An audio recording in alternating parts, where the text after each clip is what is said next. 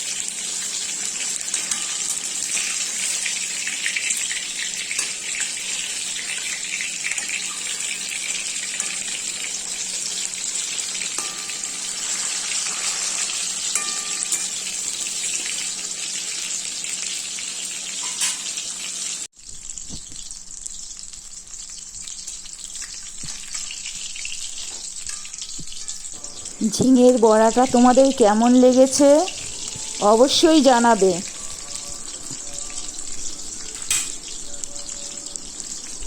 আর কে কোথা থেকে বলছো কমেন্ট করো। হয়ে গেছে পকোড়া, এবার সার্ভ করব।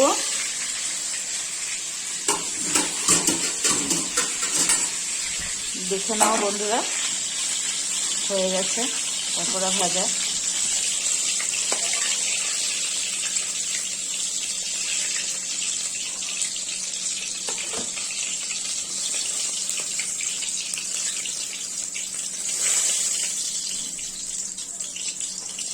এবার তোমরা কমেন্টে জানিও কে কোথা থেকে দেখছো, আর তোমরা ঝিঙের বড়া কিভাবে করো, এইরকম ভাবে করো না তোমরা অন্যভাবে করো, আমাকে জানিও। আর খাবে তো চলে এসো।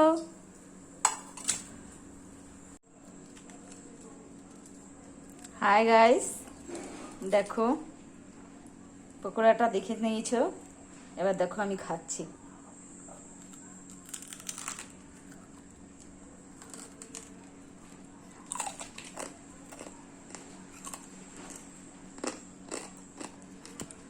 তোমরা খাবে, চলে এসো।